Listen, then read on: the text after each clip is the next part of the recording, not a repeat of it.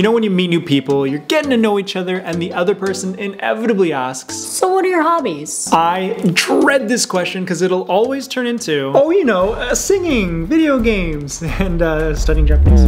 Oh, you're learning Japanese? Why do you want to learn Japanese? Do you like anime? I love Naruto and Sosuke Bosuke. But I totally get it. It seems so random for me to want to study Japanese when I live in Canada and have no family relation to Japan whatsoever. Instead of trying to explain it, I'm going to take you along with me to my first trip to Japan and show you what led me to unknowingly make the biggest decision of my life. It's a fun Japan adventure filled with naive overconfidence, so buckle up. It's story time.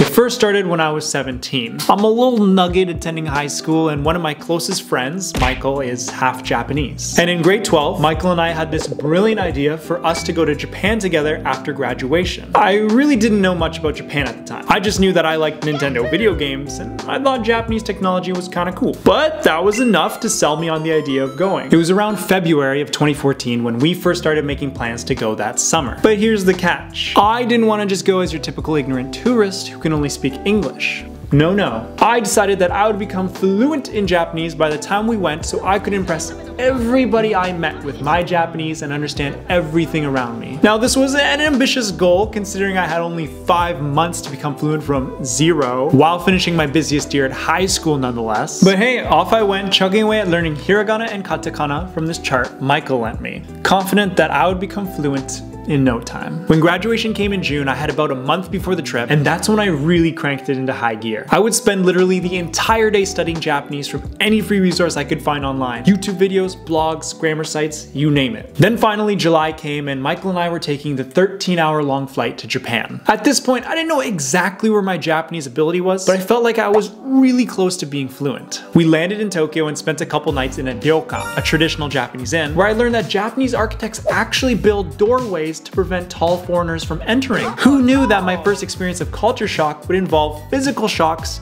to my head? We also visited the Tokyo Skytree, the tallest tower in the world where you can really get a grasp of how big of a concrete jungle Tokyo really is. Having grown up in a small city, I was left in awe by the sheer size of the Japanese capital. After Tokyo, we set off for Gifu, where Michael's family lives. And this is when I slowly started to realize that I wasn't quite fluent in Japanese. Michael's grandparents were kind enough to let me stay with them, and I also met his aunt, uncle, and cousins who came by to introduce themselves. But for some reason, I couldn't understand anything they said, so Michael had to translate for us. I was so confused. How could I not pick up even a single word despite being so close to fluency? Michael had mentioned that his family speaks Gifu, the local Gifu dialect, which is a bit different from Hyojungo, or standard Japanese. So I thought, hey, that's it. It's just the dialect screwing around with my ability to understand them. Thanks to my deductive reasoning, I left Gifu with my self-confidence intact for a little while longer. Michael and I got these Japan rail passes where foreigners can ride any Japan rail train unlimited for 1 week, including the Shinkansen bullet train. If you ever visit Japan, I highly recommend looking into these. Using our rail passes, we started our journey in Kyoto, every basic bitch's Japan destination. But it's popular for a reason. The city is filled with traditional temples and people walking around wearing kimonos, which really makes you feel a part of old Japan. We even walked through a path lined to the brim with torii gates. However, after Kyoto, we actually went to an unusual spot for tourists.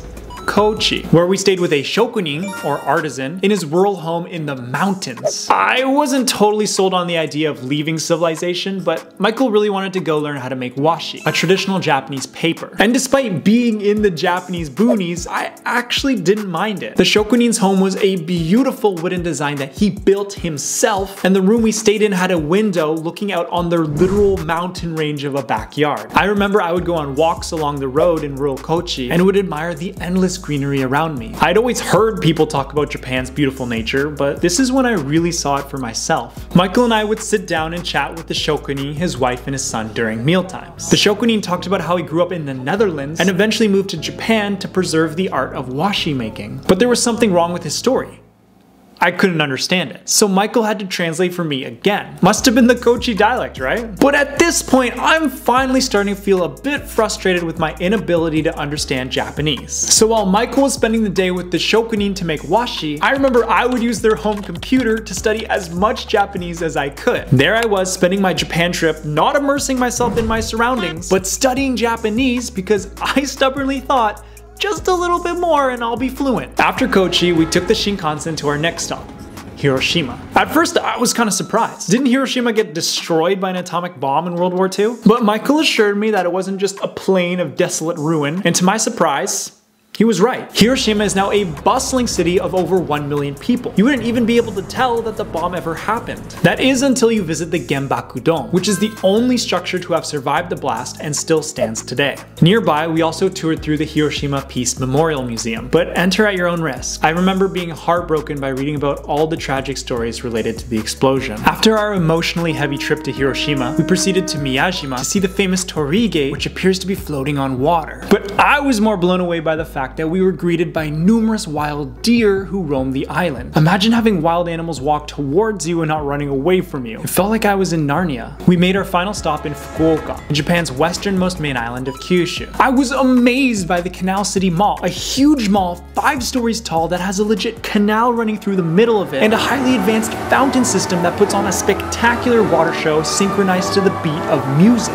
At night, we also visited yatai, or food stalls, that line the canal in Fukuoka City. The soft light emanating from the yatai reflected off the canal and set up some pretty immaculate night vibes as we ate our delicious grilled Japanese food. At the end of our rail pass, we rode the Shinkansen back to Gifu and spent our remaining time staying at Michael's grandparents' house. We had dinner with Michael's aunt, uncle, and cousins, and with the help of Michael's translation, I successfully convinced his cousin that the English on his shirt meant idiot. Pretty sure it just said Harlem. Michael's grandparents would take us out for meals, play mini golf with us, and drive us to the train station whenever we wanted to go somewhere. And I remember one day Michael's grandfather was driving us, he parked the car, pulled out a 10,000 yen bill, and told me to spend it on something to enjoy myself. I was shocked and turned to Michael and told him to thank his grandfather for me but to please refuse the money. But his grandfather insisted. Again I refused, and again he insisted, this time with a little more assertiveness. Michael intervened to tell me that as per Japanese culture, I must accept at this point or it will appear rude to his grandfather. With very little understanding of the Japanese culture or language to defend myself, I reluctantly accepted the money. This left me with a mixed bag of feelings, including gratitude for the money, but also a sense of helplessness with my inability to express myself in Japanese. The final blow came when Michael and I went to a local restaurant for breakfast. The store owners were really kind and knew Michael, so when we had finished our meals, they gave us a warm send-off. And I remember they said to me, "Yoroshiku onegai shimasu." And I was like, oh, what does that mean? When I got back to Michael's grandparents' house, I quickly looked it up and realized that it is the most basic Japanese greeting that essentially means, let's be kind to each other. And that's when I felt angry with myself. The many heartwarming interactions with Japanese people are what really made my Japan trip special. But I was frustrated that I wasn't able to communicate with them unless Michael was there to translate. I wanted to be able to freely express my gratitude, say jokes, have normal conversations. But I couldn't. On the train ride back to Haneda Airport, I remember looking out the window and crying. I was thinking of all the happy memories I had made and what I was leaving behind. And it was at that moment on the train, with tears in my eyes, I pulled out my phone, opened my notepad app, and typed this: become fluent in Japanese. With that simple note, I swore to myself that I would become fluent in Japanese, come back to Japan, and have a whole new experience as a fluent foreigner. When I got back to Canada, I signed up for a Japanese class at the university I would attend, and there started my actual journey towards fluency. Fast forward 7 years to today, I have my N1, and I'll soon be moving to Japan to start a full-time job there. I owe the biggest thank you to Michael, who was kind enough to take me along with them to a literal life-changing trip to Japan. But I also wish I could talk to my 18-year-old self, so I could thank him too. His frustration and determination to become fluent are what gave me everything I have today. I'm excited to see what's in store for us in the next chapter of my life in Japan. What are your reasons for studying Japanese? And don't be embarrassed even if it seems like a silly reason. My interest started from Japanese video games and a vague admiration of Japanese technology. I find that our reasons for studying Japanese develop as we go, through the friends we meet and the experiences we have. So I'd love to hear your reasons. They're only going to be your origin story for your long journey soon to come. Don't forget to hit the like button if you enjoyed this, and as always, thanks for watching Tokuyuu TV. Tokuyuu out. Alright, Mr. Michael, so you say this game is easy. Oh, that's pretty good. That's pretty good. Hey! Oh, Jesus!